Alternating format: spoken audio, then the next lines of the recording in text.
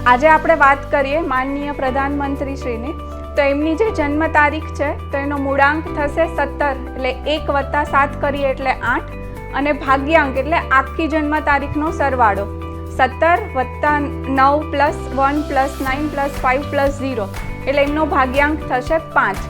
તો 8 નંબર અને 5 નંબર, આ બે નંબર એમના લાઈફમાં બહુ ઇમ્પોર્ટન્ટ રોલ પ્લે કરશે. હવે આપણે જાણીએ કે આ બે નંબર કઈ રીતે એની લાઈફમાં ઇમ્પોર્ટન્ટ રોલ પ્લે કરે છે. મોદીજીનો જન્મ થયો છે વડનગર ગામે. તો ન્યુમરોલોજી પ્રમાણે આપણે વડનગરનું નેમ કેલ્ક્યુલેશન કરશું તો એ ટોટલ આવે છે 5 પર. પ્રધાનમંત્રીજી સૌથી પહેલાં કઈ સંસ્થા સાથે જોડાયેલા હતા? RSS સાથે. RSSનો આપણે ટોટલ કરીશું તો એ પણ આવે છે 8 પર. ગુજરાતમાં કઈ જગ્યાએથી એમણે પહેલી વાર ચૂંટણી માટે ફોર્મ ભરેલું? તો એ પ્લેસ છે રાજકોટ.